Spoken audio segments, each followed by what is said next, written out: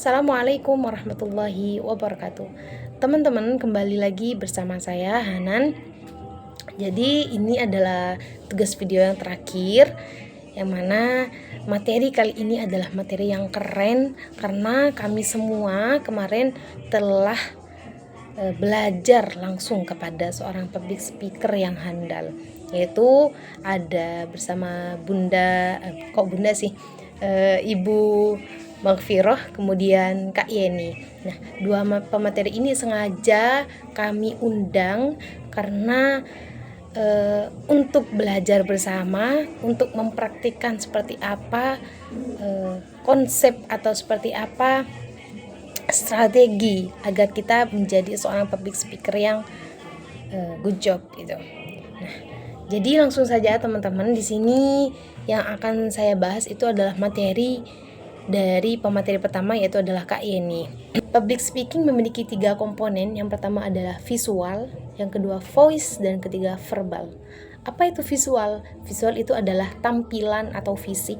Bisa dinamakan juga performance kita sebagai seorang public speaker, di mana kerapiannya agar menarik minat audiens itu diperhatikan. Kedua itu adalah voice, di mana voice adalah suara. Aturan nyaring atau tidaknya suara itu juga penting. Kemudian yang ketiga adalah verbal, kata-kata yang dikelola atau penyusunan kalimat. Mari kita bahas satu-satu dari komponen yang telah saya sebutkan. Yang pertama ada visual. Apa visual? Yaitu bisa berbentuk dress, yaitu baju atau pakaian yang akan kita pilih ketika kita hendak menghadiri suatu acara. Kemudian yang kedua ada mic. Mic ini kemarin seru bahasnya. Mic ini ada ilmunya, cara megang mic yang benar itu ada ilmunya. Nah, cara megang mic yang pertama, misal ini mic. Nah, jarak antara megang mic itu adalah 60 derajat. 60 derajat kalau dalam hitungan matematika kemarin kan, kalau 90 derajat itu segini. Nah, kalau 60 derajat berarti segini, tetapi dikebawahkan sedikit. Artinya seperti ini. Ini cara megang mic 60 derajat. Jangan seperti ini, jangan juga seperti ini. Jadi seperti ini. Agak datar, cuma dikebawahin sedikit gitu. Kemudian yang kedua, 3 jari antara mic dan mulut. 3 jari, oke? Kita langsung praktikkan. Begini.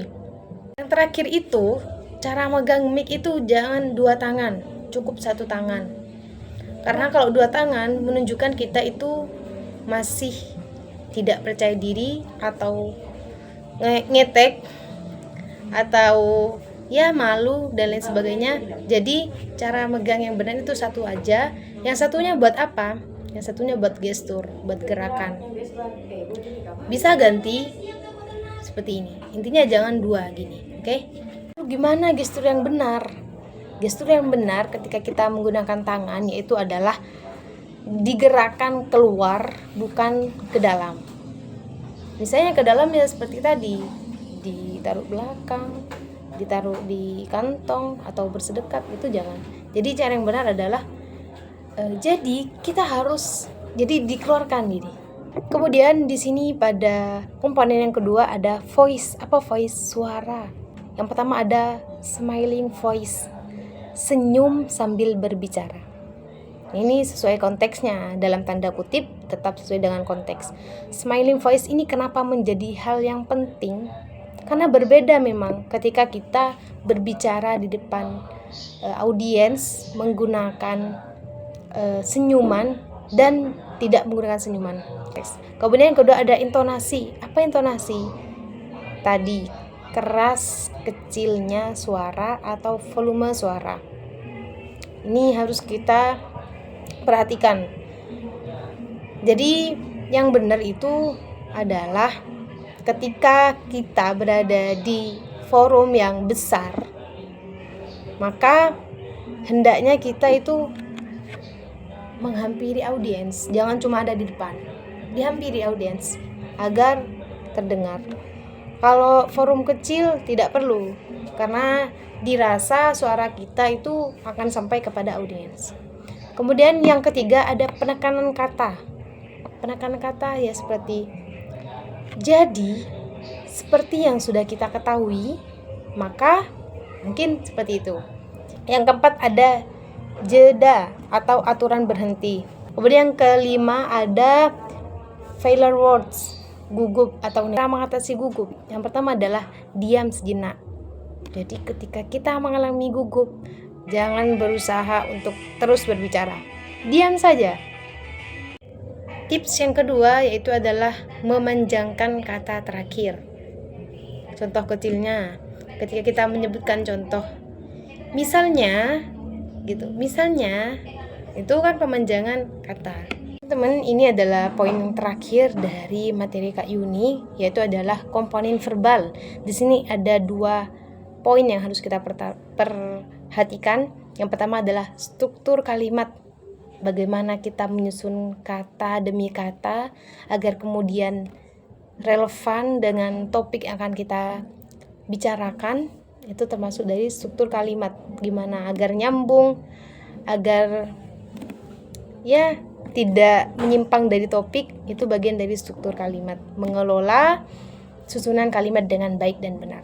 Kemudian yang kedua ada gaya bahasa. Nah, ini harus kita perhatikan teman-teman. Gaya bahasa itu kita sesuaikan dengan audiensnya.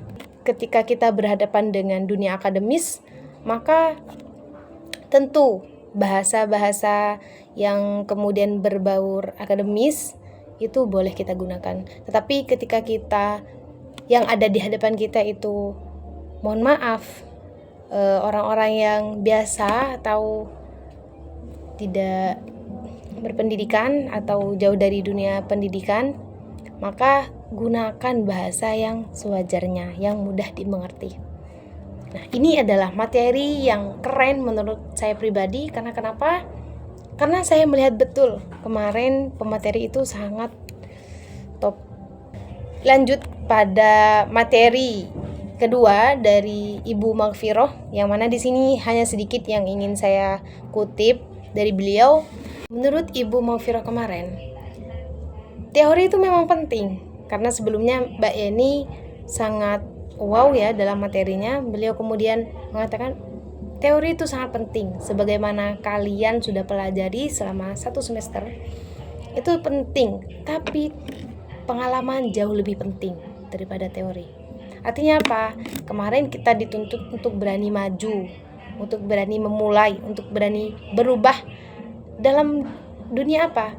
Dalam dunia public speaking. Kemarin beliau mengatakan bahwa faktor seorang public speaker itu ada 3. Yang pertama adalah faktor genetik, yang mana seseorang yang sudah memiliki bakat terpendam, tidak pemalu, kemudian cerdas dalam mengolah kata, itu bisa jadi. Kemudian yang kedua adalah faktor lingkungan. Lingkungan ini bisa dari ya kita sebagai mahasiswa semester 6 yang memiliki matkul public speaking, kita mau tidak mau dituntut untuk bisa berbicara di depan umum. Contohnya ini, pembuatan tugas video dari Bapak yang beliau ingin ada buahnya, ada hasilnya dari teori yang sudah kita pelajari selama 1 semester. Kemudian yang ketiga adalah latihan. Mohon maaf, dari video pertama sampai sekarang saya modalnya cuma 1, percaya diri aja. Padahal secara teori, secara pengalaman, dan semua teman-teman saya semoga sukses dan selamat berjuang di manapun kalian berada. Assalamualaikum warahmatullahi wabarakatuh.